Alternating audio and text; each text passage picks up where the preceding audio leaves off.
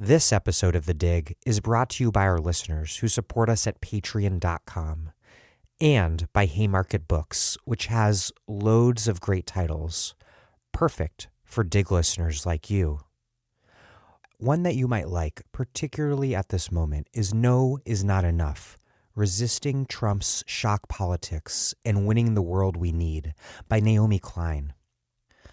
Acclaimed journalist, activist, best-selling author, and frequent Dig guest, Naomi Klein has spent 2 decades studying political shocks, climate change, and brand bullies. From this unique perspective, she argues that Trump is not an aberration, but a logical extension of the worst, most dangerous trends of the past half-century, the very conditions that have unleashed a rising tide of white nationalism the world over. It is not enough, she tells us, to merely resist, to say no. Our historical moment demands more. A credible and inspiring yes. A roadmap to reclaiming the populist ground from those who want to divide us. And that sets a bold course for winning the fair and caring world we want and need. This timely, urgent book offers a bracing positive shock of its own, helping us understand just how we got here and how we can, collectively, come together and heal. Klein is not preaching to the choir, but framing the moment, connecting necessary dots, and outlining the challenge that lies ahead in clear terms that anyone can understand.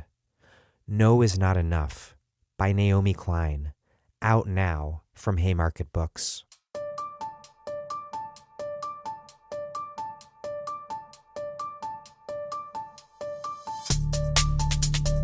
Welcome to The Dig, a podcast from Jacobin Magazine. My name is Daniel Denver, and I'm broadcasting from Providence, Rhode Island. Today is my interview with Mike Davis on the politics of coronavirus. It's given me a lot to think about. First, it is incredible how the conditions in which we make history can change so quickly and dramatically. I always knew this in the abstract, but have never, ever felt it so concretely, not even close. Trump and Republicans are proposing economic policies that are ideologically anathema because they understand very well that the entire system will come crashing down if they fail to act. This provides an opportunity to push hard for something big, to insist that the better world we have been fighting for all along is now, in fact, the only sort of world that will guarantee our survival. But this is also precisely where the Democratic Party's nihilistic commitment to conventionality poses such a threat, potentially allowing Trump to outflank them and to fashion himself into a wartime president of sorts. That would truly be a nightmare. It's also, however, far from an inevitability. As historian Greg Afinogenov wrote on Twitter, quote, I don't think the GOP will do a lasting Herrenvolk Strasserist pivot once the initial panic subsides. Both parties are parties of capital, and that still supersedes other contradictions. I mean, this entire administration has been a big experiment in how small of a Herrenvolk crumb you can get away with tossing to people with one hand while continuing to rip them off with the other. I don't expect that to change, but the crumb might get a little bigger. In other words, there are reasons why Trump has never gone full Bannonite, and those reasons, to a degree that is still unclear, still exist. But again, things are changing fast, and the last thing we should do is take anything for granted or presume that anything in particular will come to pass. We have, after all, now been thoroughly disabused of all certainty. Anyhow, the market ostensibly sets the value of labor. But now we see what labor is most valuable in a crisis like this. And what we're seeing is that it's not only doctors and nurses, but also other healthcare workers and also low-wage service workers making food and cashiers at supermarkets and gas stations and nursing home and home care workers. These are the workers, it turns out, who we truly need in an emergency like this. The workers who are most important in terms of what they actually do are so often valued so little under capitalism. That has become incredibly clear.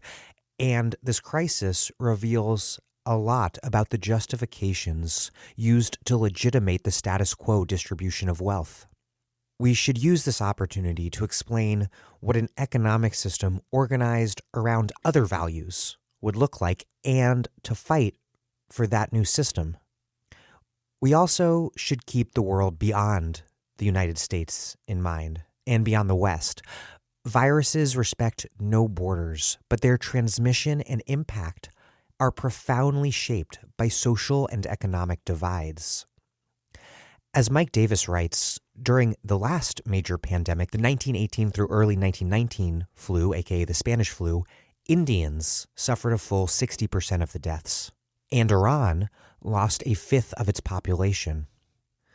Just as the colonial system of a century ago redistributed death and suffering downward so dramatically to the world's colonized people, so will today's post-colonial world quite likely do the same to the world's poorest people, those people already denied basic healthcare, sanitation, nutrition, and housing.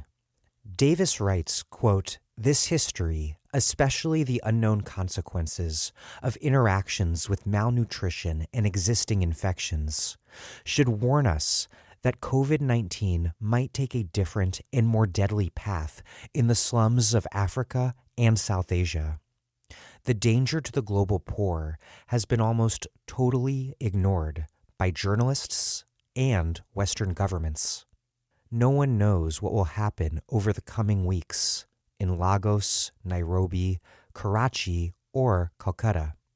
The only certainty is that rich countries and rich classes will focus on saving themselves to the exclusion of international solidarity and medical aid. What's clear, in other words, is that we need a left internationalist politics to confront the inevitable politics of elite and ethno-nationalist resource hoarding. Davis rightly critiques the U.S. left for its lack of internationalism. But I will add to the points he makes in the interview that Bernie's Green New Deal does provide for contributions to a global green climate fund, alongside a domestic climate justice resiliency fund directed to frontline communities. This is also something that the authors of A Planet to Win, Why We Need a Green New Deal are certainly thinking about. But don't get me wrong, Davis is very right that we must take seriously making our politics thoroughly internationalist. We must also work to connect our flourishing eco-socialist politics to our emerging politics of microbiological socialism. What does this all reveal about nature as a world historical actor? And how should we incorporate disease into our analyses of what people call the Anthropocene or the Capitalocene? Most of us entirely missed incorporating an entire level of analysis, the microbiological level. And we on the left have missed this, I think, for the same reasons that so many other people have long denied or ignored global warming, even when the evidence was so clear. And that's because it's hard to understand a problem of such enormous magnitude until it's simply overwhelming to our practical existences. But what's even more important is that so little has been done to confront either climate change or pandemic disease, because doing what would be necessary was never in the capitalist system's interest. All right, before we get started, We are going to be working really hard to provide you with the analysis that you need to understand this crisis. And we depend on you, our listeners, to support us at patreon.com/thedig. We will also send you a left-wing book or books by way of our heroic postal service if you contribute at least $10 a month. Please contribute what you can at patreon.com/thedig if you can afford to do so, because many, of course, right now cannot afford to do that. That's patreon.com/thedig. Okay, here is Mike Davis, who continues to follow the path he first chose in 1962 when he became a teenage member of the Congress of Racial Equality. He has written so many incredible books, and it's really an honor to have him on the show, including City of Quartz, Planet of Slums, Prisoners of the American Dream, and The Monster at Our Door, The Global Threat of Avian Flu. His next book, out this April, is Set the Night on Fire, L.A. in the 60s, co-authored with John Wiener.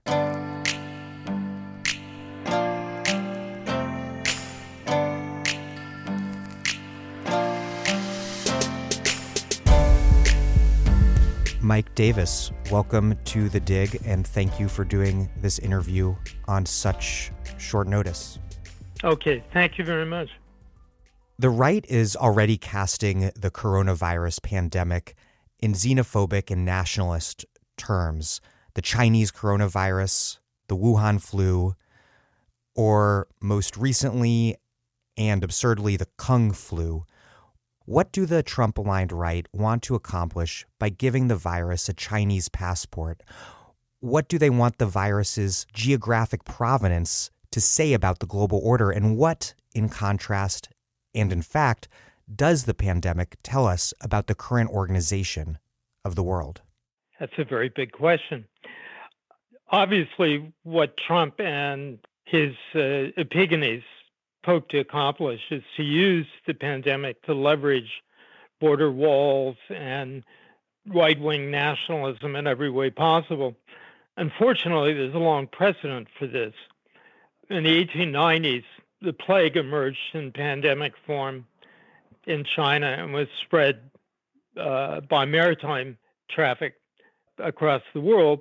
When it reached Honolulu in 1900, Chinatown was burnt down. It was blamed on the Chinese and the widespread belief that Chinese were plague carriers. Likewise, in San Francisco, Chinatown was quarantined and surrounded by troops. People weren't let out, though it later happened that a second wave of plague developed in, of all places, Nob Hill, the most exclusive neighborhood in San Francisco. In 1924 in Los Angeles, plague reappeared, and the area near the old Mission, the old plaza in downtown LA, homes of Mexican workers there were burnt down, as well as Chinese homes. So, I mean, and we could go further back to Italy's reaction to the plague and blaming it on, for instance, Jews and so on. I mean, that's really ancient history. And of course, we live in a period of extraordinary atavism where all the old, what we thought was dead shit of the past is flying back in our faces, especially the yellow peril. I mean, we now have the yellow peril, officially sponsored by the Trump administration. A friend of mine suggested the other day that if you wanted social distancing, the best thing to do is go to a Chinese restaurant. I think the press has overlooked what's happened in Asian communities, for instance, in California since the epidemic broke out. So this association of plague with ethnicity or religion is probably thousands of years old. You wrote The Monster at Our Door, The Global Threat of Avian Flu. It was published in 2006. What did you warn against then, and how was that warning received? Because you've published a lot of books, and I would say that this one was not one of the most high profile of the many you've published. Well, I suppose you could say that all of my writing, which primarily addresses the left, particularly young leftists, kind of divided into two projects. One, of course, has been ongoing writing about Los Angeles, and with John Wiener, The Nation, we've just published an 800-page book on LA in the 60s. But my other project has been an analysis, both historical and current, of globalization from a left perspective. And that's why I wrote a book on the history of car bombs, and that's why I wrote The Avian Flu. And Monster at Our Door looks at the kind of larger interrelationships between emergent diseases, the lack of medical preparedness, in fact, the process of disinvestment in public health, and the capitalist world economy. Could I give you an example? It's easy to follow Edward Lorenz and say that coronavirus is like the famous butterfly flapping its wings in the Amazon and causing a hurricane, that the world is so interconnected that a bat bites spiny anteater, a man eats it, and the world economy collapses. But of course, that's not what happens. And in Monster at the Door, I cite a study that appeared in Science magazine, a big study by an international collaboration of scientists, and they were looking at the emergence of Ebola and other diseases in West Africa. And their argument is as follows, that traditionally West Africans, and West Africa, by the way, is the most rapidly urbanizing area in the world, relied on fish protein. And there were, 1.5 million fishermen who supplied fish to coastal communities and cities. But starting in the 1980s, the big factory fleets from Europe, Russia, Japan, basically began trawling the biomass of the Gulf of Guinea and put local fishermen out of work. They estimate in the study that 1/2 of the fish biomass disappeared within a single decade. So fish became increasingly expensive. Now, at the same time, multinational logging companies were increasing their operations in countries like Gabon, the Cameroons, and so on, Democratic Republic of the Congo. And to keep labor costs down, they hired professional hunters to go out and kill basically anything that moves. And they hunted down about 80 different mammal species to feed the crews. Well, with protein becoming more unaffordable in West African cities, increasingly city dwellers turned to the bushmeat. And bushmeat hunting, originally just practiced in the logging camps, became a major food source, a major protein source in West Africa. And that created the pathways, along with the destruction of rainforests and the exposure of humans to formerly isolated animal population. This created all the pathways for HIV/AIDS and also probably, for Ebola.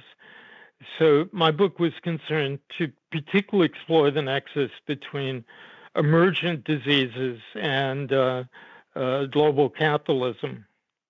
An essay in a Chinese publication called Chuang, I'm not sure if I'm pronouncing it right, is really interesting on this subject. It reads, quote, "There is simply nothing uniquely Chinese about the coronavirus outbreak. The explanations for why so many epidemics seem to arise in China is not cultural, it's a matter of economic geography." How does this pandemic help us understand nature and the relationship between human and non-human nature, particularly in light of this larger issue of climate crisis and ecological crisis? Because the essay in Chuang puts it, quote, "Of course capitalism is culpable, but how exactly does the social economic sphere interface with the biological, and what kind of deeper lessons might be drawn from the entire experience?" And the answer, according to the essay, is to be found in, quote, "evolutionary pressure cooker of capitalist agriculture and urbanization. This provides the ideal medium through which ever more devastating plagues are born, transformed, induced to zoonotic leaps, and then aggressively vectored through the human population." I haven't seen much of this analysis, or really any of this, in the mainstream media. How do you understand this zoonotic illness as emerging from the present political, economic, ecological order? The article you cite, of course, reprises Rob Wallace's important work in his brilliant book on factory farming. But let's look at this in the in the longue durée. And William McNeill at the University of Chicago is one of the great pioneer historians of both the environment, but particularly of disease. And he coined something called the law of the conservation of catastrophe. And basically what this is, increasing interactions between humans with previously previously wild animal species, and increasingly interactions between formerly isolated human communities produces plagues over time. And indeed, if you go back to the beginning of the Neolithic, 12,000 years ago, the domestication of animals probably lowered life expectancy about 20 or 30 years to what it was when people were hunter-gatherers, because immediately things like smallpox passed from cattle to humans and so on. So this is one of the great arch themes of human and natural history. The geographical specificity of diseases or disease emergence is often very easy to explain. Cholera's principal natural reservoir is the Gulf of Bengal, and that's because the warm waters off the delta of the Ganges and Brahmaputra rivers are rich with human and animal sewage, which flows into the Gulf, and that's becomes the natural habitat of cholera. Influenza generally emerges first in South China, because South China had for several millennia the most ingenious and productive agricultural system in the world, where domestic birds and pigs are woven into a productive system with double crops of rice every year. And therefore, wild birds transmit new or exotic strains of influenza A to domestic birds, which then infect pigs whose immune systems are very similar to humans. And then that passes, to humans. And it's actually a side effect of the brilliance of agricultural innovation. Now, you talked about in this Chinese article, which paraphrases, Rob Wallace, is, these are, historical conditions that have existed for hundreds, maybe even, millennia. But factory farming acts as a bellows by essentially super urbanizing animal populations, putting 1 million chickens in a single facility, or 100,000 pigs, or artificially creating the maximum conditions for disease emergence. We're accelerating evolution of new strains, and we're ensuring the emergence of pandemics. And I think his arguments and those of other people about factory farming are probably absolutely and scientifically correct. And although the industry, because of its own huge losses from such diseases, has evolved various protection methods. As long as factory farming exists, this will continue. And SARS-CoV-2 outbreak in China comes from the heels or coincides with a massive die-off of pigs in China. The industry's just been ravaged over the last year or two by its own pandemic, and that isn't unusual because often animal and human pandemics can arise parallel to one another simultaneously. Now, a final point here is that coronavirus is an RNA virus like influenza or retroviruses like AIDS. And one of the characteristics of RNA viruses, which are about the most primitive of all viruses, is genetic recombination, which means that different strains of influenza A or different strains of the SARS-like coronaviruses can exchange genes. They can literally recombine, create hybrid species. And it's generally believed amongst virologists the recombination, rather than simple mutation, explains the emergence of the most deadly influenza outbreaks in history, like the Spanish flu in 1918, early 1919. And in setting animal populations domestic animals in which coronaviruses have long been fatal, unlike in humans where they contribute to colds, recombination happens there, and it's an important factor. And that's the little discussed part of the danger of coronaviruses emerging in virulent forms. And it can lead to basically kind of non-linear leaps via recombination in both the morbidity and the mortality of such viruses. Does that mean that we are potentially going to see more mutations? An influenza A virus, for example, is evolving 1 million times faster than complex cell life. It exists on the margin of extinction because its error rate is so fantastic. But that means it's constantly changing, the constant production of new and mutant strains. Right now, and remember, we're in producing virus vaccines for influenza. We've been up to recently using the same methods as Jonas Salk and others developed when they produced the first flu vaccination for the U.S. Army at the end of the Second World War. We estimate every year the strains emerging from China or Southeast Asia, and then create vaccines for each strain. So we're dealing with a constant yearly change to fight seasonal flu. It's been entirely possible for a long time to develop a universal vaccine.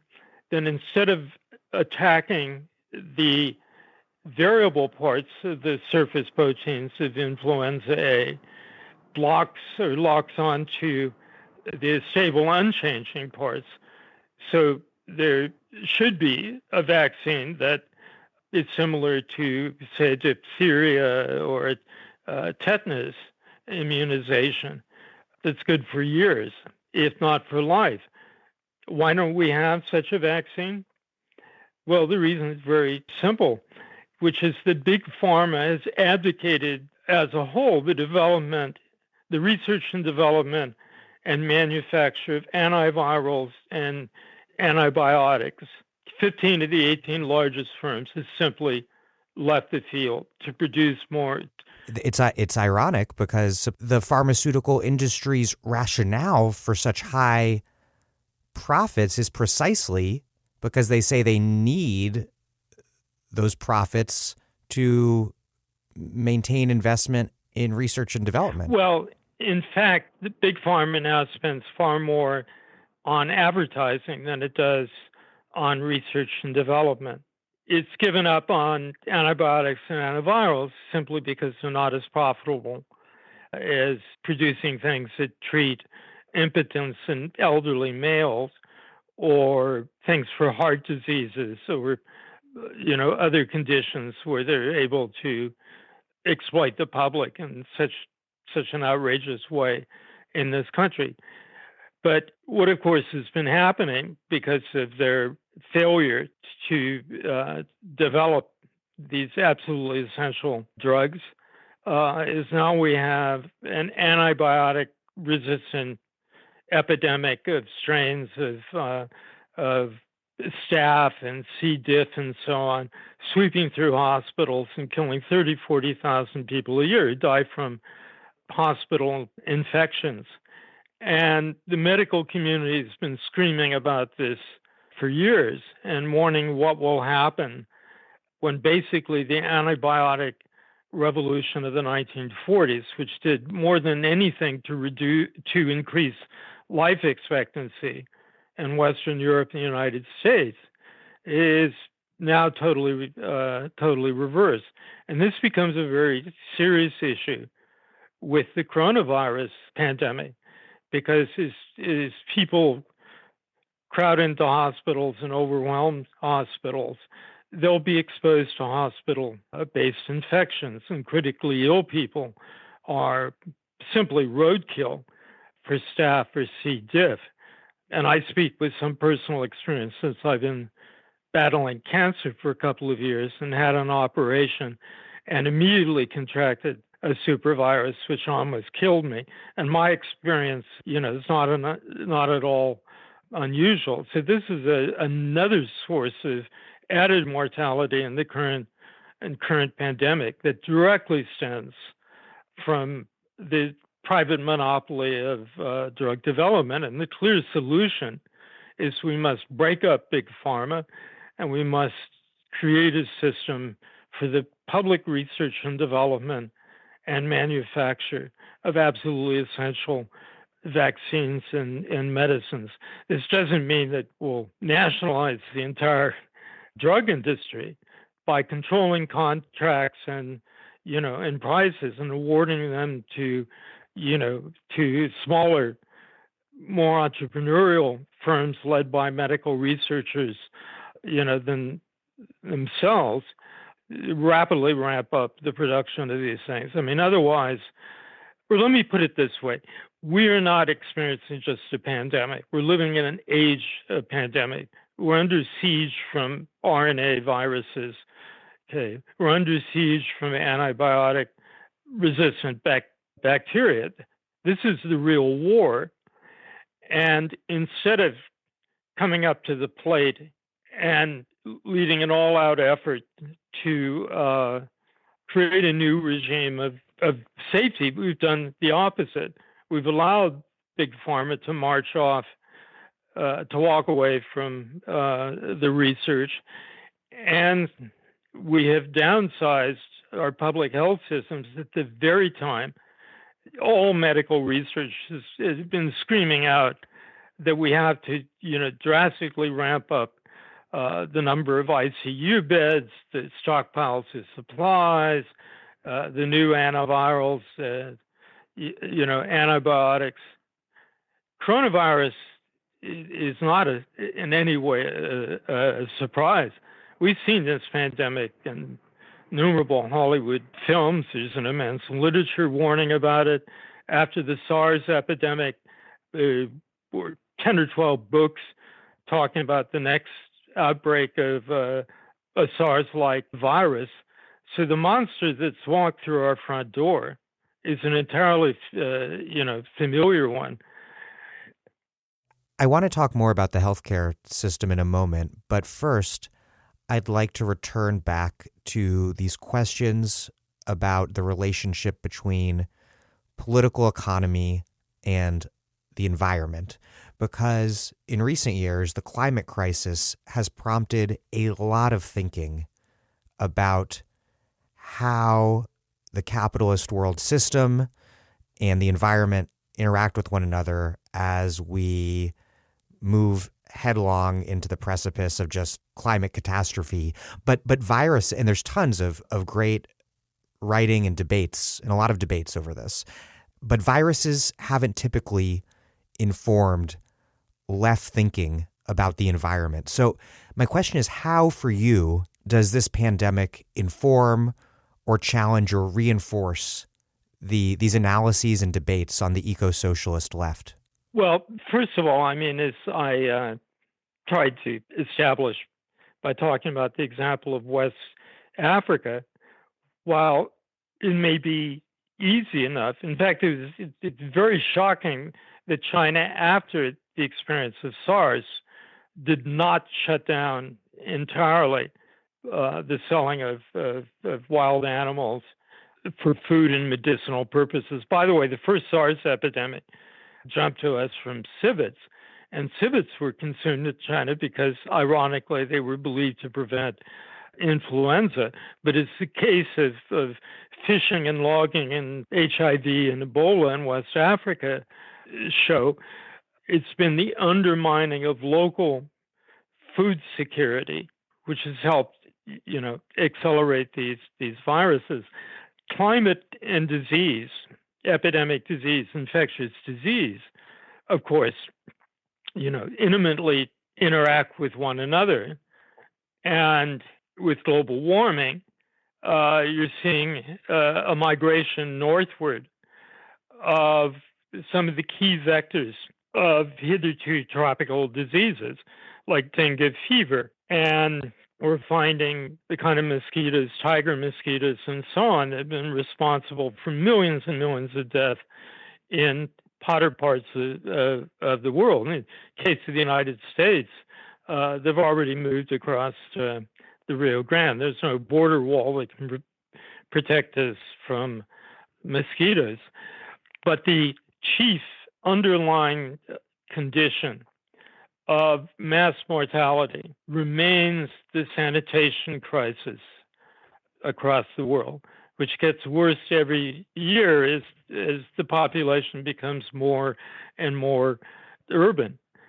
I mean, the majority of people in Africa do not have access to clean water. Sanitation is in crisis everywhere, not only in the poor world, but parts of the development world. And that is responsible directly for the death of up to 2 million children a year from diarrhea, from gastrointestinal diseases. And it's a precondition that exposes a large part of the human race to high mortality in cases of bacteria and viruses that in countries with good sanitation might be considered just mild outbreaks. The same thing with malnutrition. In my book on avian flu, I point out that most of the people who died from the Spanish flu in 1918, early 1919, were people in West India, where forced British grain exports to Britain and requisition of grains by the British Indian Army produced a famine. And when the Spanish flu reached the bodies of malnourished or famine-stricken people, they did their greatest damage because, of course, hunger and malnutrition suppress immunity and basically make bodies highly vulnerable to infections.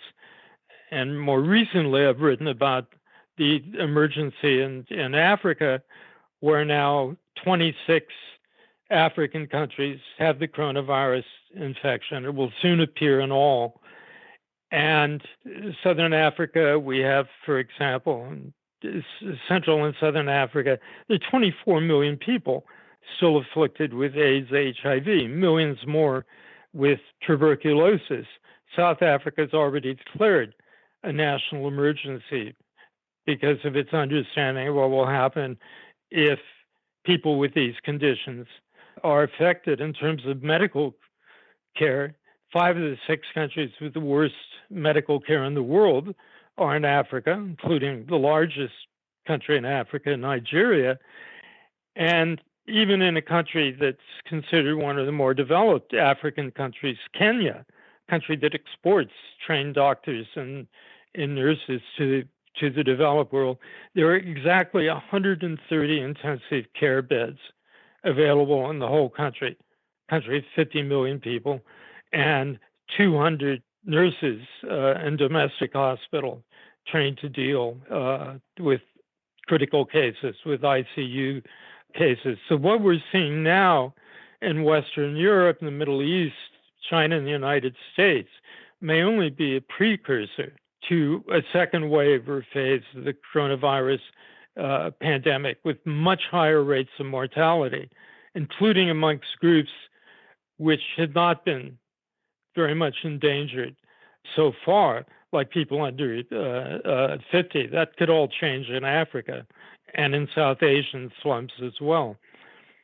This outbreak is like turning on these bright fluorescent lights all over the United States and the world, exposing long existing and often normalized inequalities and deprivations as just these monstrously cruel and dangerous things. And these, as you're describing, are the dividing lines across which the health and economic harms of the virus will be unevenly distributed. But it's also revealed that our highly unequal and socially austere system renders everything more dangerous for everyone. My question is, how does this crisis inform your analysis of the American order and the global system as a whole, particularly in terms of how marginalization and immiseration both make, of course, marginalized and immiserated people exceedingly vulnerable to illness, death, and destitution, and also more generally, how that all creates a serious problem for the functioning of the entire order, for that order's reproduction? Well, before I get to the question of whether capitalist globalization is biologically sustainable or not, yes, let's go straight to the biggest issue of all, which is incipient genocide. During the high Cold War, there was not a person on Earth or a patch of ground on Earth that wasn't important to the struggle between the two superpowers. And both superpowers advanced visions of progress for all of humanity. American free market capitalism or Soviet five-year plans. It was a battle for the allegiance of every person on the planet. With the ending of the Cold War, any kind of vision or consciousness of universal progress disappeared. The Central African Republic, do we care what goes on there? Haiti, does it really matter anymore? So that started a whole process of retreat into national fortresses. Now, what's happened today very clearly, and this has arguably been the case for more than a decade, is the large minority of humanity has essentially been triaged. That is, they've been written off. They're economically surplus to the labor requirements of the world economy. They are the ones facing the most drastic effects of climate change, which their countries played a little role in creating, especially through crop failures, continuous droughts, and so on, which have already, drought is one of the big, most important background factors to everything that's been happening in the Middle East, and now through disease. So instead of offering some inclusive vision to these people, we build walls against them. We've demonized them. And that basically is a death sentence over the next generation. And this is something that we're all culpable about, including the left. I could not be happier in my remaining years to see the progressive turn of the new generation and the emergence of socialism as part of the political discourse. But I don't think, apart from the groups working around, with migrants and the border, I don't think the American left has ever been less internationalist. I've not heard global poverty addressed in, a single of the presidential debates. I haven't heard it addressed, by the Sanders campaign. There's a very great danger that the American left is slipped into its own version of America firstism. The only nation or group of people that have addressed the impending catastrophe in poor nations has been China. China's now ramping up emergency medical aid to other countries. That hasn't even been discussed in the United States. Authoritarian nationalism, American firstism, and all of its European counterparts have basically excluded any discussion, certainly any sense of urgency about the rest of the world. And China has, for whatever its reasons, is becoming the major exception to that. Well, on that issue of migration and nationalism, I don't know quite how to phrase this, but there's something very weird about how the restriction on the freedom of movement imposed to contain this virus is in sync with the xenophobic nationalism of the far right. We've already seen Trump in recent days use the crisis to bar all asylum seekers at the border. What do you make of that, and how do we make the response to this crisis into something grounded in international solidarity rather than as a pretext for more xenophobic nationalism and border hardening? Well, recall that during the urban industrial revolution of the 19th century, the Victorian middle classes and upper classes initially tried to deal with disease threats simply by moving further away from the poor. The working poor tended to live in the east ends of northern hemisphere cities because that's the direction that coal smoke blew in. And so by sequestering themselves in, the west ends of cities, they thought to avoid contact with the poor. This was an absurd policy. It was shown during the great cholera epidemics of the 19th century, when cholera simply ignored the class geography of London and other cities and began to kill the middle classes as well. This finally led to general sanitation reforms and the provision of clean water for everybody as the middle classes realized that they could not isolate themselves from diseases incubated or fanned to epidemic level in the poverty and sickness of the slums. That's kind of the world situation today. Viruses and bacteria know no borders, and they cannot be kept out. I'm not saying that containment attempts are futile. They're not. But as in the case of San Francisco during the third plague pandemic at the beginning of the century, you could block off, quarantine Chinatown, but the plague then appeared in the richest neighborhood of San Francisco. Now, of course, this pandemic is being weaponized in every way possible, by the right and by neo-fascist movements.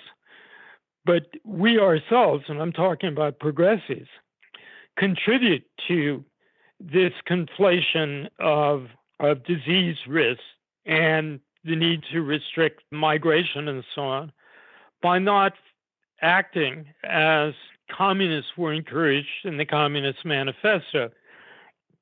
When our founders wrote that communists differed from the mainstream of the workers' movement only in two respects, that they represented the future and struggles of the present, and they represented the interests of the global working class as a whole and struggles of a local and, in national scale.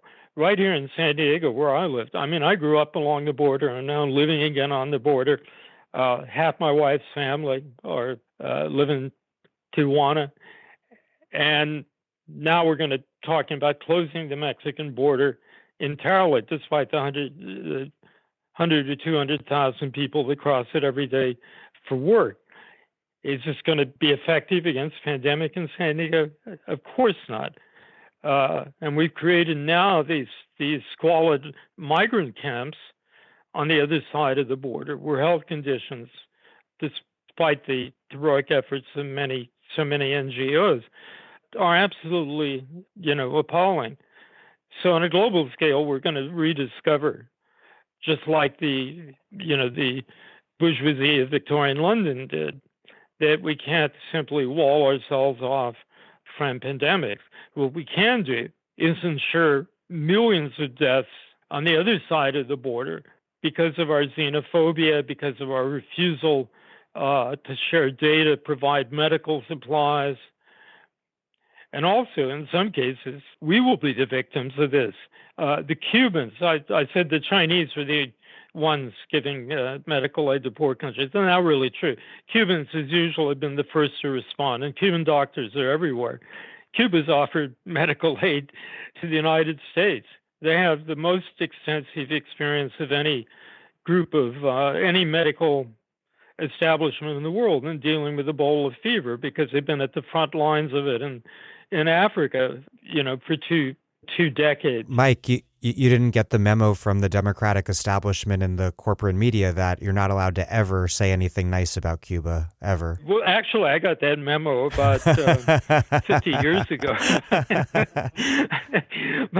but I've managed to, ignore it. If one were to single out any group of medical workers, any research community in the world who's been on top of stuff day one, it's been in Cuba. And Cuban medicine and the availability of medical school training to every portion of the Cuban population remain models, whatever other criticisms of the regime. I mean, black men in the American South have lower life expectancies than do, men in Cuba. Part of the United States and certain of our populations are basically living third world lives with third world health provision. This reminds me of an argument that I make in the conclusion of my book on nativist politics, where I call right-wing nationalism the ultimate and most dangerous form of climate denialism, because it's premised on the notion that our country's future well-being somehow doesn't depend on the well-being of the world, or in fact, even worse, that it may depend on the subjugation and immiseration of the rest of the world, which is the exact opposite of the unprecedented global cooperation that we need to overcome the climate crisis. And now this feels very much true of the coronavirus as well. Well, there is a difference, though, between the huge dangers posed to agriculture in so many parts of the world and to food security by climate change and by pandemics, which is that viruses and bacteria can hitchhike rides on jet planes, and as in the case of SARS in 2003, 24 hours after the detection of the first infection, it had already spread to 5 other countries. Climate change is different because of the separation of the sources of emission from the areas that face its greatest and most disastrous impacts. And we can simply ignore those people with little cost to ourselves. This is why I wrote in an essay long ago called "Who Will Build the Ark?" that there's no rational choice logic, that is no selfish logic that directs wealthy countries to provide assistance to poor countries as a result of this total reorganization of agriculture and health around the world. In case of pandemic diseases, there's a direct interest, at least in the long term, but not in the case of climate change. And there's tremendous confusion, even amongst Greens in this country and Western Europe, over the difference between mitigation and adaptation. I've criticized people, including our governor in California, who argued that reduction of greenhouse gases in California will help reduce wildfires. There's no direct connection at all, unfortunately. It's an absolute need that we do our part in reducing global emissions, but ignores the costs of adaptation. And the crisis now in countries that, for instance, in Central America, the Caribbean, the entire Middle East, Eastern Mediterranean, the Indus Valley in Pakistan, face the enormous challenges of adaptation, which in fact are far beyond the means of any of those countries, even if they had progressive political systems, which in fact most of them don't. And this is why I talk about a triage that's already de facto occurred. And again, under the Trump administration, we've retreated even from talking about our promised contributions to the World Fund that supposedly helps countries, adapt. It's become a dead letter in this country. And I haven't, again, heard any of the progressive candidates or leaders speak out on this question. What's needed is a massive transfer of wealth to the most affected parts of the world, and an open door for migration. Nothing's more ironic than the fact that actually we're facing, despite all the fears about automation, Western Europe, Japan, the United States, even China, now facing labor shortages. We need larger labor forces. And this is particularly acute in geriatric countries like Italy, but we refuse the migrants who are necessary amongst other things to take care of our aging populations, to take care of sick people, to man the nursing homes. Overpopulation around the world is not the problem that was once believed to be. The problem is the maldistribution of populations. None of this gets discussed because the international solidaristic context isn't there, and it's really incumbent on the American left to remediate this, to begin talking in global terms, talking about workers and poor people across the planet. But again, climate change is, we talk about a Green New Deal. Well, that's fine and well, but it doesn't provide for the adaptation of at-risk poor communities in the United States. And it does nothing whatsoever for the hundreds of millions of people who are directly in the path of, in the Middle East, the Fertile Crescent. I've worked in the past with some absolutely world-class climatologists, paleoclimatologists at Lamont Doherty, and one of them wrote years ago, he said, the Fertile Crescent has collapsed. There is no more Fertile Crescent. Water shortages and droughts in the Middle East have changed in the most fundamental and structural way the relation of agriculture to their urban societies and food security. And they've already created millions of migrants. This is what lies, behind the civil wars in the area. Who in the American left, talks about these things? The only one I can think of is Christian Pireni. A few years ago wrote an excellent book that raises all these questions, but it's few and far between. We again have to resist this danger of falling into a kind of left-wing version of national solipsism. This does bring us back to the earlier question that you said you'd get around to answering, which is whether global capitalism is biologically sustainable. Not in the absence of a international public health infrastructure, of an adequate warning system, of an international emergency response system, in the absence of absolutely massive investment building up the frontline capacities of poor countries and cities to respond. And ultimately, even that is an impossible and at this point unimaginable reform. Global capitalism, meaning a whole bunch of different things, from the failure of big pharma to produce the medicines required, from the absence of health provisions for their workers, to predatory activities like undermining and destroying local protein sources and evicting tens and actually 100 millions of small farmers from their land, forcing them into slums, and the reign of a profit over everything rather than human rights. We now see that it's not only in regard to climate change that global capitalism is a direct threat to human survival, but in terms of our health as well. And what we will see inevitably as a result of this crisis is that longevity will decrease, perhaps more drastically in poorer countries, but also in richer countries.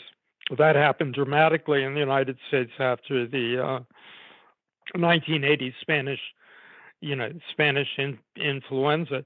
I mean, my God, could there be a better and more complete case for universal suffrage coverage and Medicaid for all and Medicare for all than what we're seeing if we look out our windows right now? And it's interesting that even Trump seems to now finally sulked off to a corner, and some of what were formerly considered to be impossible radical proposals, like using the 1950 defense laws for government production of vital health supplies, are in fact now happening. That we have a suddenly major attention to guaranteed paid sick leave for every worker in the United States and so on. But we mustn't declare a moratorium on protests or politics. And I know that groups like DSA and so on are saying that, but we must undertake ourselves individually, if that's the only way, to continue to organize people, to continue to protest. And the immediate battle ahead of us will be this summer at the Democratic Convention. And we must absolutely ensure that Medicare for all is part of the Democratic platform. And I know that's probably what the Sanders campaign is gearing up to do now. He'll probably make a concession speech without conceding the struggle to control the Democratic platform. And, that very much is one of our highest priorities, I think. Markets are clearly failing to do what they're purportedly meant to do right now, which is to ostensibly efficiently allocate resources from masks and hand sanitizer to, as we've discussed a bit, essential medical services. These are all obvious examples. But then there's also that more general failure in terms of people losing their income, which is prompting a collapse in demand for goods and services, which I imagine will only accelerate to a pretty extreme point pretty soon. Aaron Benanev recently tweeted, quote, "As the pandemic continues to wreak havoc on human beings, many among us are on the lookout for the credit event that freezes the financial system. Developments in the commercial paper market today suggest that we may be approaching a possible event horizon. In that context, states may be forced to adopt wartime measures focused on the production of use values and bypassing the market in a way that would dramatically alter our sense of political possibilities in the pandemic's aftermath." What do you think about this? How might this crisis, as it's currently unfolding, remake state capitalist relations? And how might we, as an organized left, not organized as we need to be, but perhaps more organized than I've ever seen in my 2 decades on the U.S. left, shape this unfolding process so that maybe we emerge from the crisis different in a good way? What you quoted, it's very eloquent, and a very eloquent statement of what we should be arguing. any expectation that this will arise out of the markets themselves, out of a federal government controlled by the right, or for that matter, even by establishment Democrats, of course, is a fantasy. It's absolutely hopeless. I mean, Trump in every way right now is trying to ensure that the crisis is controlled by the private sector and rebounds to the benefit of the private sector. He is, of course, probably really helpless in terms of saving the market, despite all of his efforts and his administration's effort at this point. But all the powerful propaganda machinery, private medicine, pharmaceutical industry, and so on, will be turned against the priorities of, democratic public health and the production of use values. By the way, the war terminology may not be exactly accurate. During the Second World War, yes, Americans planted victory gardens, did a lot of other great things, but in fact, the profits to corporations and in private sector were probably the highest in history. Part of the reason for the post-war, boom. And I'd also say that in making the kind of argument you're suggesting, we face the same problem that the Sanders campaign has had. We need to say things more succinctly. We need fewer talking points. We need a platform now. What are the 8 things we stand for? What are the 8 things we demand? Or the 6 things? Or the 12 things? I listened to Sanders' press conference the other day. It was entirely admirable. But my teenage son was listening to it as well. He's a real Sanderista. And I asked him, I said, explain exactly what he said. And he said, there's too many things to explain. We need to refine a bold emergency program, but in a way that's popularized. And then, of course, we need a national solidarity campaign with health workers. I think nurses are the social conscious, organized nurses are the social conscious of the country right now. I'm not kidding. I think they really are become kind of the vanguard of the proletariat. And we should support them and other health workers in any way possible and publicize their demands and views on the crisis, help make their voices heard everywhere. This is Sarah Jaffe, and you are listening to The Dig with Daniel Denvir, my favorite podcast for thoughtful discussions on the U.S. left and beyond, and you can support it on patreon.com. This episode of The Dig is brought to you by our listeners who support us at patreon.com. And by Verso Books, which has loads of great left-wing titles, perfect for Dig listeners like you. One that you might like is Revolting Prostitutes, The Fight for Sex Workers' Rights by Juno Mack and Molly Smith. How the law harms sex workers and what they want instead. Do you have to endorse prostitution in order to support sex worker rights? Should clients be criminalized? And can the police deliver justice? In Revolting Prostitutes, sex workers Juno Mack and Molly Smith bring a fresh perspective to questions that have long been contentious. Speaking from a growing global sex worker rights movement and situating their argument firmly within wider questions of migration, work, feminism, and resistance to white supremacy. They make it clear that anyone committed to working towards justice and freedom should be in support of sex worker rights. Revolting Prostitutes, The Fight for Sex Workers' Rights by Juno Mack and Molly Smith. Out now from Verso Books. The politics of this are just extremely unclear. I've really never been less certain about how the future, near, medium, long term, might play out. And the politics really seem to push in a lot of different and contradictory directions, at least for the moment. On the one hand, the crisis, as you were saying, seems to make a very strong case for the left argument for things like single-payer health care, paid sick leave, maybe a homes guarantee, these core left priorities that were part of the Sanders platform, that are part of the Sanders platform. But it's just more clear than ever that leaving people at the mercy of the so-called free market is murderous. And it's also, as Aaron Beninav tweeted, the crisis is just going to force the state to do things that would have seemed really radical until very recently in order just to ensure that the system survives. We have Republicans proposing UBI. But then also we have the Trumpist right, as we've discussed, using the coronavirus to stoke xenophobia and whatever other reactionary disinformation they decide is useful for them.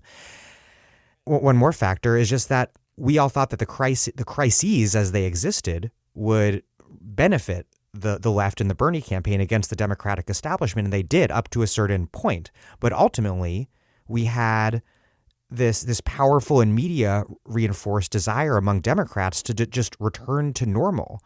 And I also worry that this crisis will just turbocharge those powerful anxieties, those anxieties that underwrote Biden's resurgence. What do you make of all of these different contradictory forces at play? We suffer from the absence of the kind of authoritative media of progressives, of the left. Jacobin's wonderful, I like the nation, et cetera, et cetera. But it's very difficult, maybe especially difficult for people like me who are still living in an analog universe in the 20th century, to know where to turn, where to get information from. So much of what's written, including my stuff, kind of repeats the obvious. So I think, although, the internet allows 100 flowers to bloom, it doesn't serve the role that, for instance, back in the 60s, something like the Guardian newspaper played. And even the Nation is a kind of journal of record of the progressive movement, not necessarily of the left, has little real investigative journalist capacity. And I just heard from the publisher of the Nation that everybody's now working from home, and they're just trying to get what they can out. We need more powerful and more kind of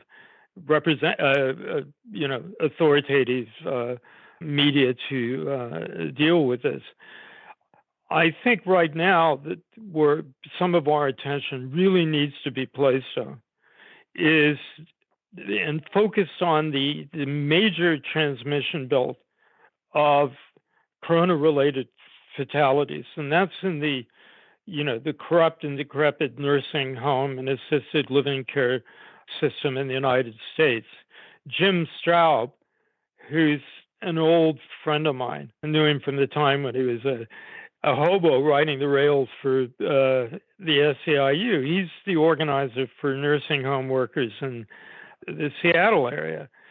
And he has a piece coming out in The Nation, if it's not already out there, on how the coronavirus from one facility has quickly escaped to 10 more because of the fact that nursing home workers, aside from being totally untrained to deal with a situation like this, are so poorly paid that a large percentage of them have two jobs, work in a second nursing home within the same area. And when the outbreak occurred, the employees were overlooked. Public health officials did not ask him whether they worked at other, moonlighted at other nursing facilities or about their health or anything.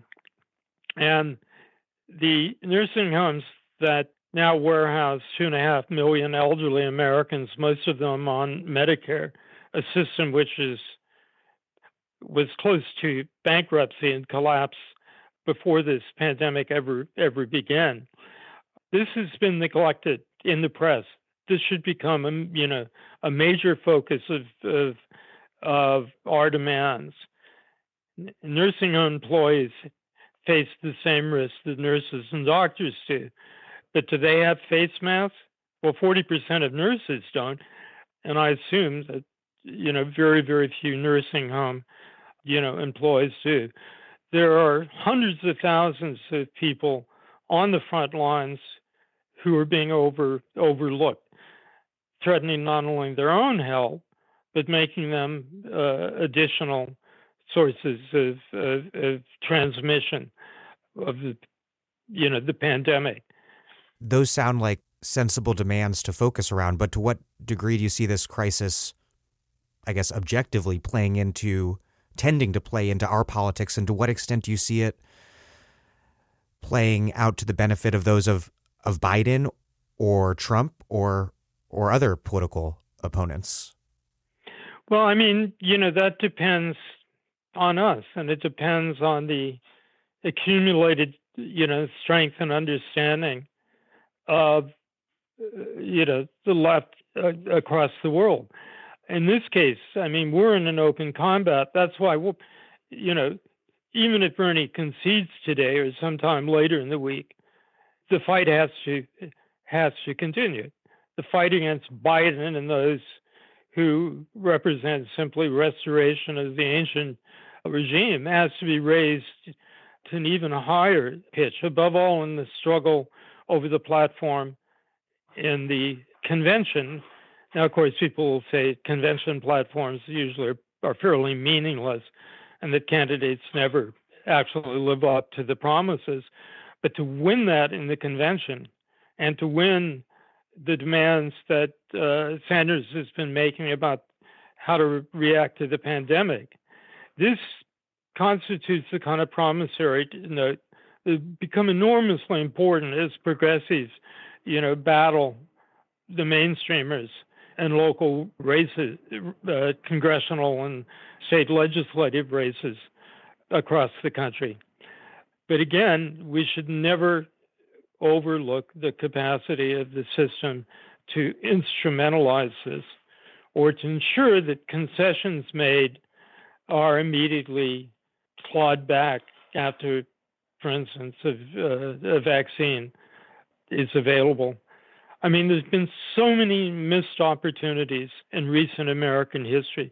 The mortgage and loan crisis at the beginning of the 90s put 2 million homes or apartments under government ownership, and they were immediately, under Clinton, turned around and auctioned them off at below market prices to private speculators. The banking crisis in 2008, again, a huge stock of failed homes sold off to the private sector. An opportunity to nationalize the banks, which even some Republicans were thinking about, ignored by the Obama administration.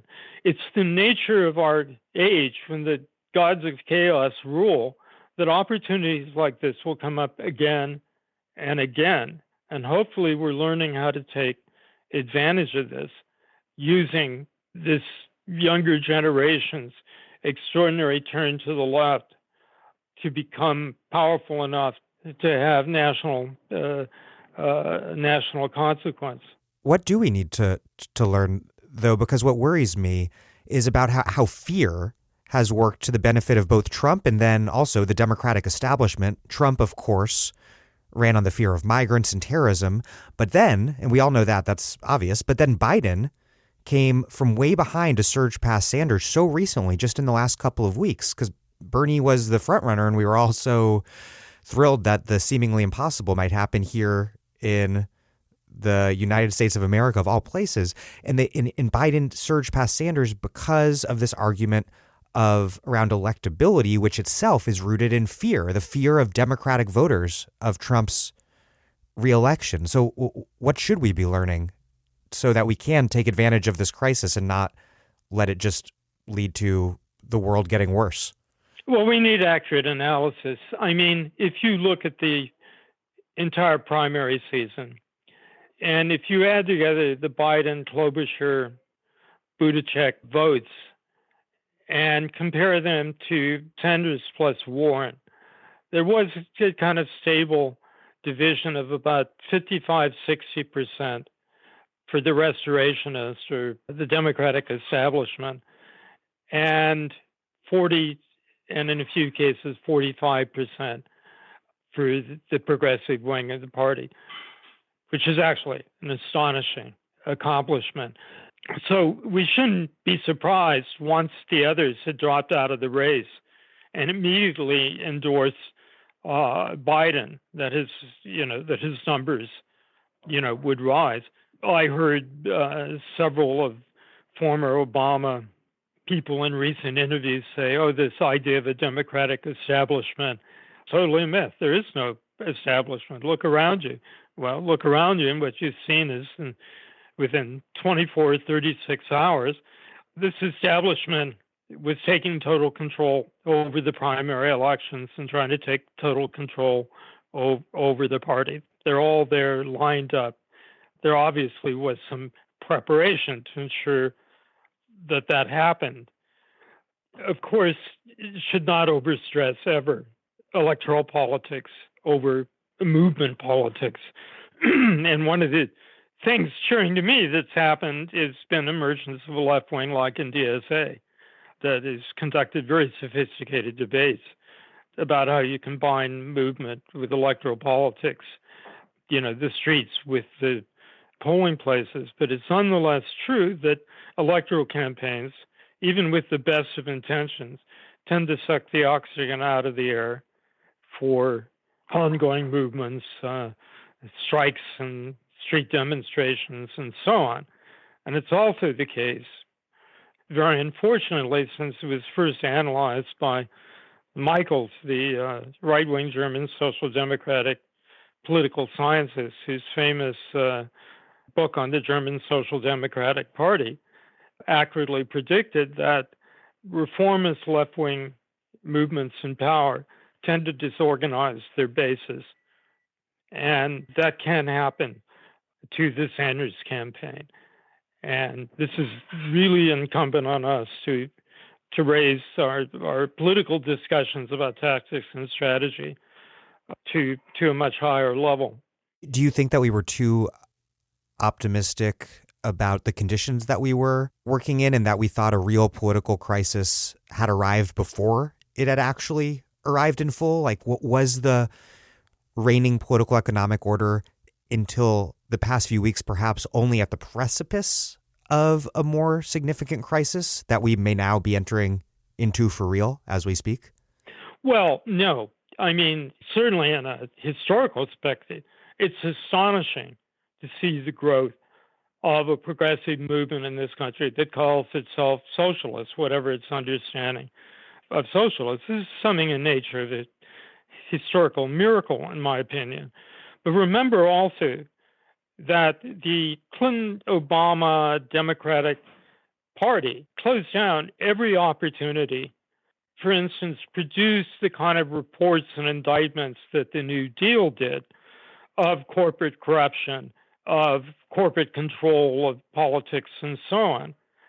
The Obama campaign immediately before inauguration reached a deal with the Bush administration not to launch deep investigations or prosecute anybody for the crimes of the Iraq War.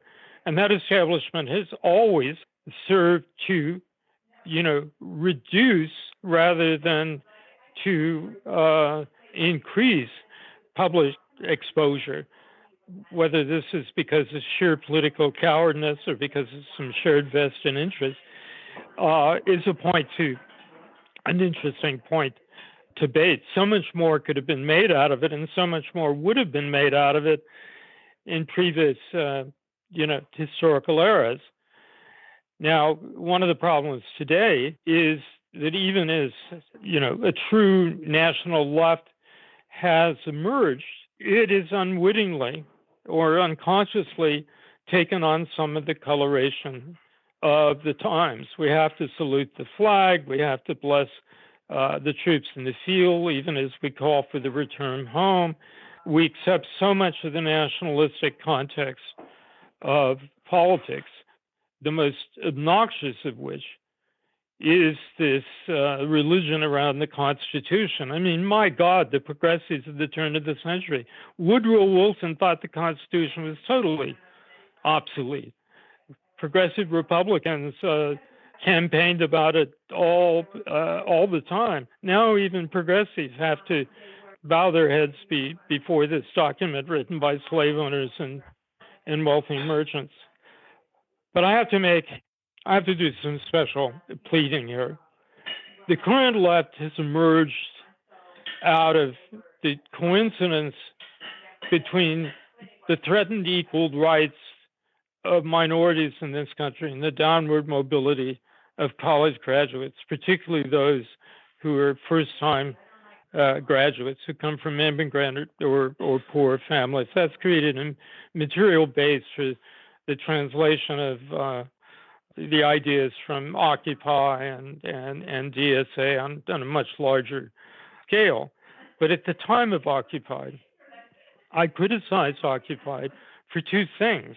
One was for this idea of a 1%, when anybody with any political maturity knows in this country that at least a third of the population would vote for Adolf Hitler in a split second if he came clothed in an American flag and said all the bigoted things they want to hear. That's a structure in American history. You're not going to change that. You're not going to win the country club elites to the Democrats or to even humanistic politics ever. I also criticized Occupy, and in a sense, everything that's grown up since then, for its exclusive focus on income inequality. But none of this is what socialists classically should be saying or focusing on. Income and wealth inequality grow out of the concentration of economic power. And it's corporate property and economic power that we should be talking about. The exclusive monopoly over making fundamental decisions about the use of surplus economic product, about investment, about closing entire towns down by capital movements. We need to be talking again about social ownership, not nationalization in a crude sense, but social ownership of the corporate 500. We need to be focusing that the issue is giving workers and communities the power to make decisions about their economic futures, to allow the public democratically to shape major investment decisions and so on. In other words, I'm saying that a genuine socialist voice has been largely absent. Now, it doesn't mean that the socialist voice has to be counterposed to the progressive agenda. We can support and should support the Sanders platform, which is basically a revival of the FDR's second New Deal. Of course, we should support economic and social citizenship, but we also have to be the voice demanding the kind of true structural changes, which are absolutely necessary to ensure equality and, in fact, human survival. And that's a point I've kind of dwelt on in monotonous fashion for the last 12 or 13 years. I do very much agree with you that the U.S. left is way less internationalist perhaps than ever. Why is that? How did we go from the internationalist, third worldist left of the 60s and 70s, and even through the 80s with the Central American Solidarity Movement, to the collapse of that very sort of thinking at the very moment of neoliberal globalization's triumph? Well, there are two factors there. And one factor, which may not seem to address this question, but in fact does, is the class composition of the socialist left in this country.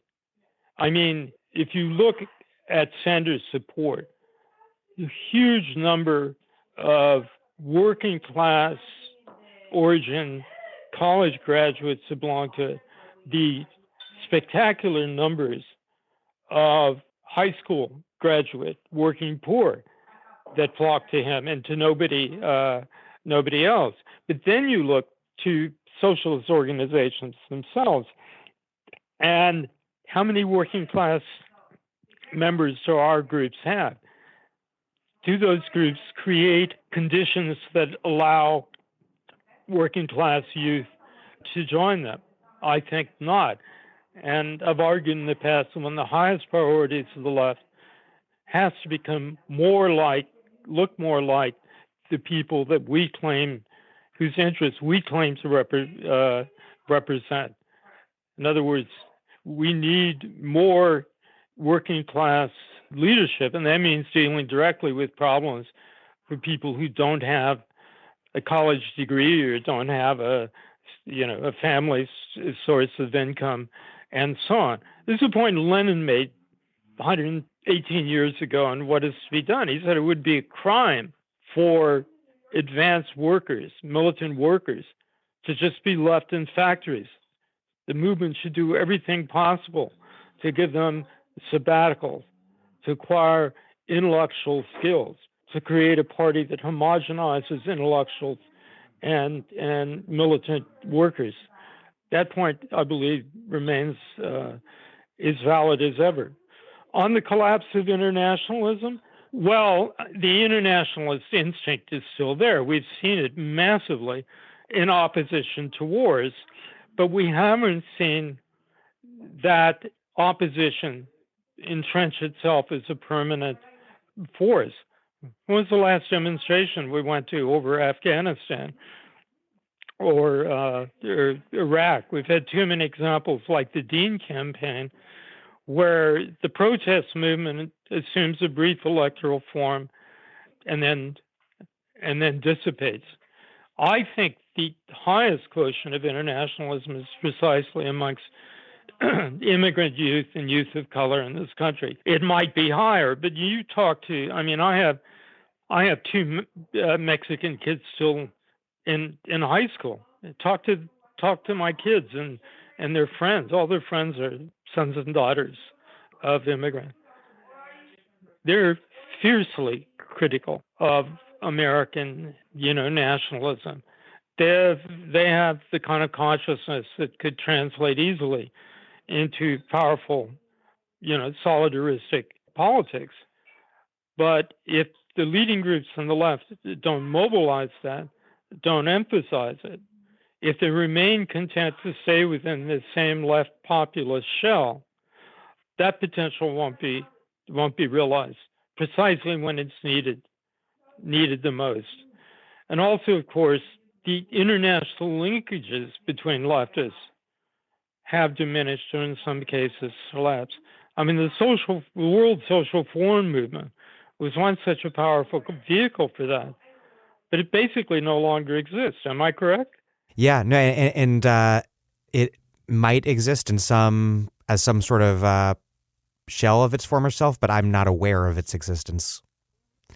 There's a lot of really interesting thoughts there, and I agree that the especially the most radical currents of the immigrant rights movement are also the nucleus of what is perhaps a more profoundly internationalist U.S. left. I think another issue is perhaps the collapse of the communist third world alternative, because it wasn't just that the U.S. and European left were against Western imperialism, but that they were in solidarity and allied with the people fighting Western imperialism, who were third world national liberation movements and communists, which we can't exactly have the same relationship with ISIS today. Well, I have to confess that I've been epically wrong a couple of times in my life. The first was my belief, which I could still partially defend, my belief in the 60s and early 70s that a communist reformation was possible. I joined the Communist Party in Southern California in 1968 precisely because they defended Prague Spring and condemned the Soviet invasion. And there seemed to be real forces around, temporarily represented by Eurocommunism, that showed that maybe the communist movement could rediscover its principles and begin to dismantle, some of the superstructure of Stalinism. Well, Brezhnev essentially buried that possibility when the tanks went into Prague. Secondly, I believe that we could create an alternative through a network of smaller far left groups. And I was very active in the Mandel wing of the Fourth International, though I'm hardly would be considered a Trotskyist by most, by most Trotskyists. And there were a small group of us in this country, including people like Bob Brenner or the well-known San Francisco union organizer Seymour Kramer, who died a few years ago. We spent a decade trying to build something, and it ultimately created against the current in the group Solidarity, but with minuscule effect. But I think that if you believe that we're suddenly in a new age, a much darker age over the last couple of years, and now with the pandemic, we should continue to fight for everything we're fighting for, but we need to be less Pollyannish about it. The idea that we would triumphantly take the White House and Congress and then pass a second New Deal and live happily ever after. That's not the world we live in. And I believe that the case remains of the necessity of an organization of organizers, a party, in other words. I remain a modified Leninist in my beliefs and a communist with a small c, which of course sets me apart from the vast majority of, friends and colleagues on the left. But it's the only kind of organization that would be able to survive the times ahead of us. Should it be democratically centralist? No, I don't think Leninism demands that. It demanded it in the conditions of Tsarist Russia, perhaps. No, it doesn't. But any way you look at it, you come back to the need for an organization of organizers oriented to the recruitment and development of young working people that is able to act in the way that the communists in the manifesto were urged to by Marx and Engels, and also prepared to deal with the repression that lies ahead. I mean, this day-by-day accumulation of the repressive capacities of the state, and the public collaboration in this out of the fear of terror and now out of the fear of disease. Now, my position, I'm sure, is highly unpopular, and I don't exactly try and argue this from the podium very often, but it is generally what I still believe. Well, you're at the right podium here, I think. It all seems about right to me, and I think probably to a lot of my listeners too. And it seems, returning to something you said a few minutes back, that the task is to link up Sanders' broader working class support base with what historian Gabriel Winant wrote about in a N+1 essay recently. I'm not sure if you saw it, which is that, the downwardly mobile professional managerial class that makes up so much of DSA. Well, that's true, but there's still tend to be the upper echelon of that downwardly mobile professional managerial class. My wife is a DSA member, but she doesn't go to meetings or isn't very active. It's not because she disagrees with DSA, but she's a woman of color, and there's so few other Latinos or Black women in the local group. And that's, of course, the experience of many young people when they go to their first radical meeting these days. I mean, that's why AOC is such an extraordinary phenomenon, because she's speaking directly to the right people, in the voice of the barrio, in the voice of the working class, in the voice of the downwardly mobile first generation college kids. Also, the far left, despite its terrible sectarian reputation and so on, has always had a crucial role to play. And where's the far left today, except for crazy groups who seem to support the dictatorship of Assad in Syria and so on.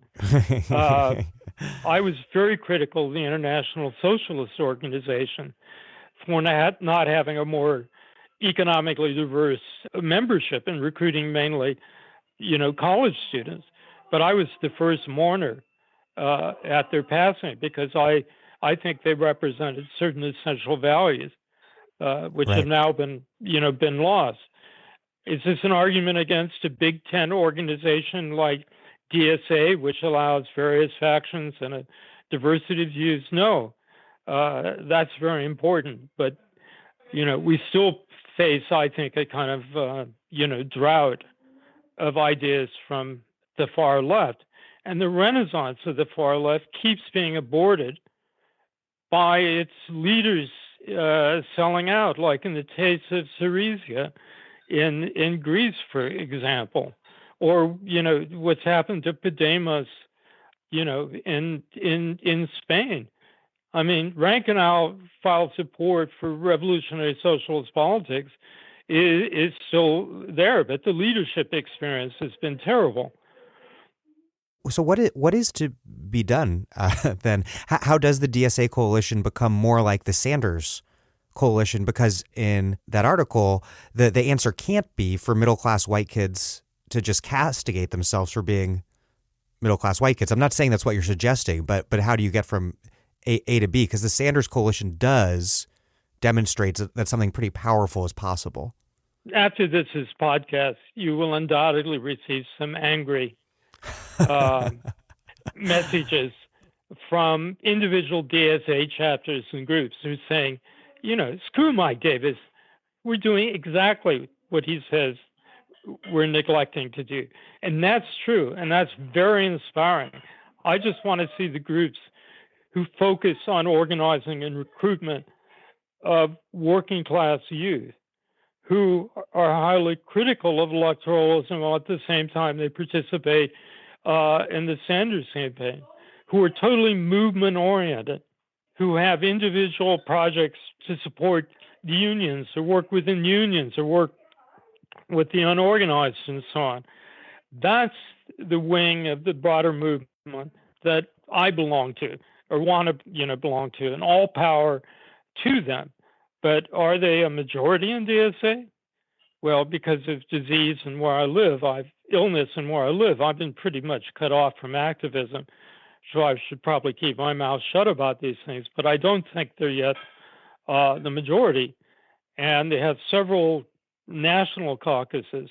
But I'd love to hear more about what they're doing, about their views, and the necessity to be more aggressive in shaping the Sanders campaign, the post-primary Sanders campaign, or should I say the post-primary Sanders constituency of activists.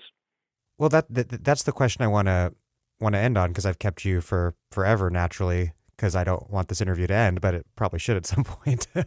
How, first of all, do you think that we should transition out of this moment so that we get the best of electoralism in terms of these millions of conversations that have been had and the power of talking to so many people and bringing them over to these ideas, which polls show that we have around Medicare for all and a Green New Deal? How do we transition that into a movement that lasts beyond the Sanders campaign? And also, what role maybe does Sanders play in that?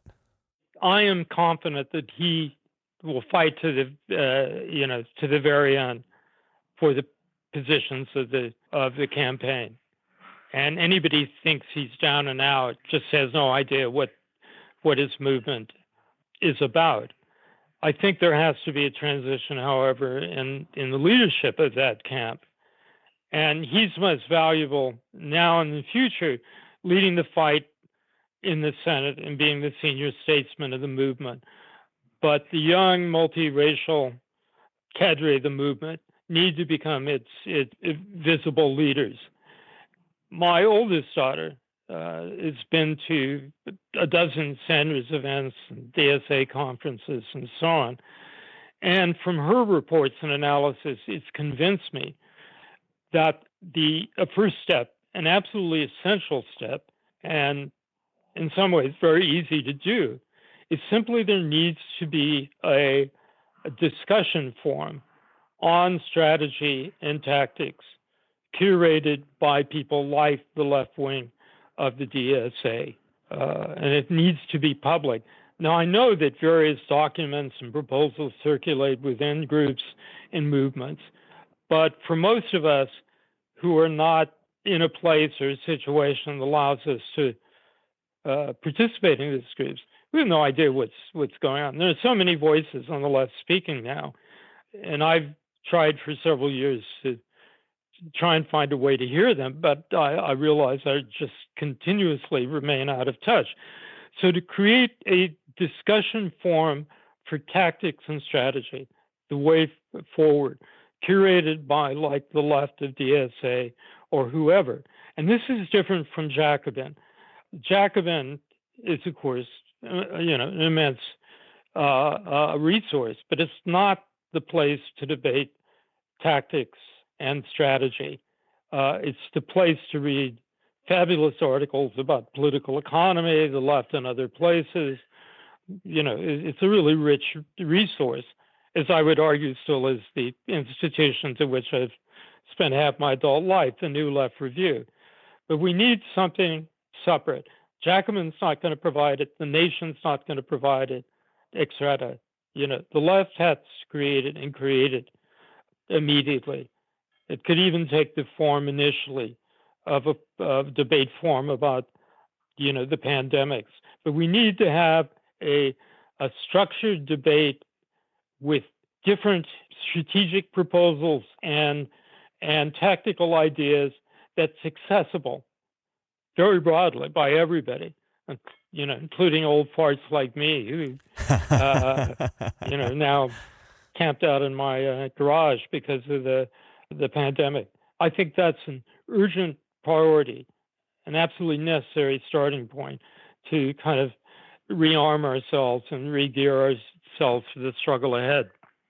Well, how do we, in terms of the more concrete rather than theoretical aspects of the struggle, not to counterpose concreteness and theory, but how do we organize in this situation to exercise actual power, given that the left's strength so often lies in mobilized people assembled together in public, in the streets, and arresting this pandemic, by contrast, requires social distance? Well, I don't see a contradiction between social distancing and protest. I mean, it's one of the 10 commandments of the left. Maybe it's the first commandment. You never relinquish the streets. I mean, I'm waiting for friends to give me some ideas because I intend to make a placard. And I, by the way, am in the absolute highest risk group. I have a suppressed immune system, cancer, respiratory problems, et cetera, et cetera.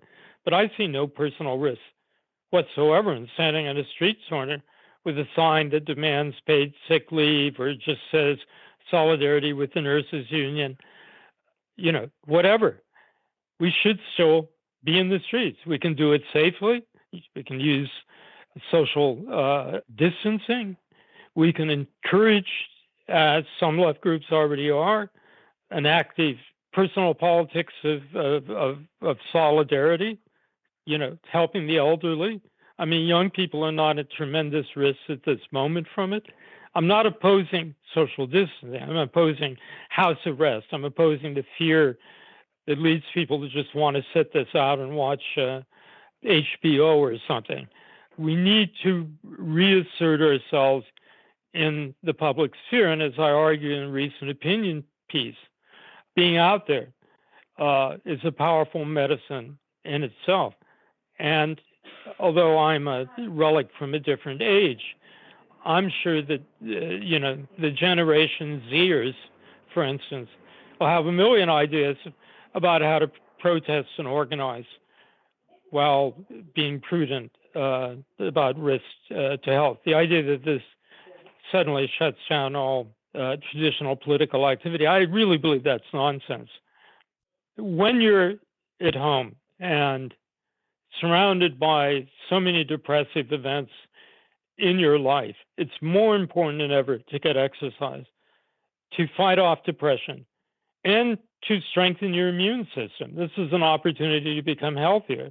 And that the idea that riding a bike or jogging or simply taking a walk is somehow socially irresponsible, that's absolutely absurd.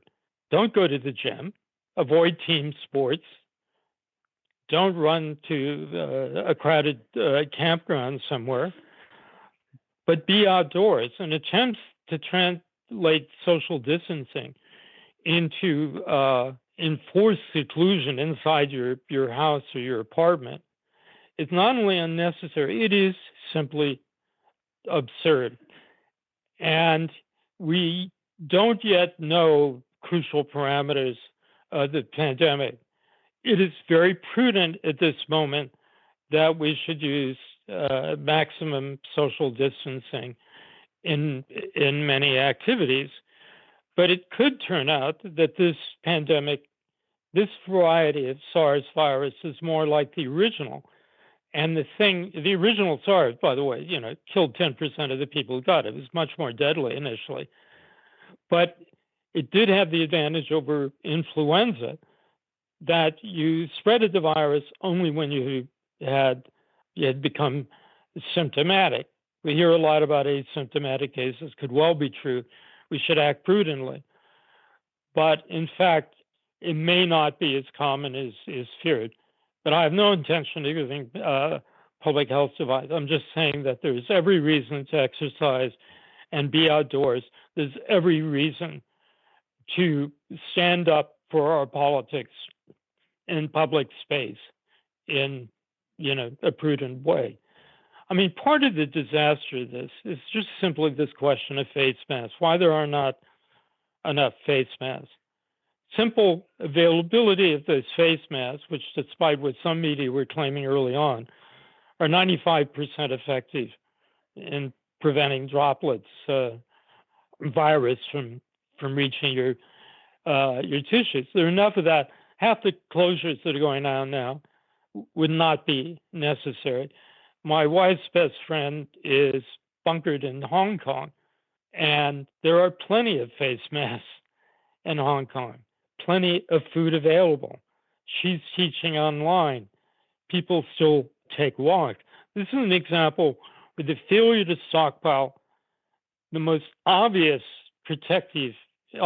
simple, cheap, protective thing has led to incalculable circumstances. Starting with nurses who don't have, and doctors who don't have access, to nursing employees who don't have access, to senior citizens who don't have access, but also the trickle-down effect of this. That alone, apart from the testing shortage and everything else, that alone is an enormous indictment, particularly because things have happened exactly as they were predicted to have happened and been predicted for so many years.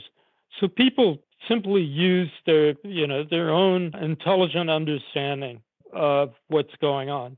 Be prudent, but don't allow them to lock yourselves in the home. Now, that may be different in extremely population dense or congested circumstances and so on. But you're absolutely no risk being outdoors, staying at a distance from other people and avoiding group activities. Marilyn Katz, who's one of the heroes of the 60s left, based in Chicago, has started an online Pilates movement amongst her friends, which seems to be spreading like wildfire. So important to trust in the intelligence of people. The myth being propagated that we're all just a mad stampeding herd. If people are emptying supermarkets, what choice do they have after they're told that they may have to stay at home for weeks, potentially months at a time? That's not irrational in the absence of any kind of serious alternative. That I think the left in particular should appeal both to people's rationality and above all the fact that what transforms the experience of a disaster in academic, it's being given a social task to perform. One of the worst things about disaster preparedness in California is that in an earthquake, in preparing for an earthquake, you basically stock toilet paper and then wait to be dug out of the rubble. Let the professionals do it. This is not the system that exists in other countries. This isn't even the system that exists in San Francisco, where people are given responsibilities to, say, turn off the gas to the senior citizen down the block. All health personnel are ready to, even if they're retired, to come in action, where people have responsible social role. And what differentiates a disaster response in a completely capitalistic, atomized society from a society in which communal self-organization exists is precisely that. That people's better natures are activated and that they have responsible, roles to play. And this is never included in disaster planning in this country or in health emergency planning. Well, Mike Davis, thank you very much. It's my pleasure, and I hope that some people respond to this by heavily criticizing me, because I need a lot more education in these things too. Thank you.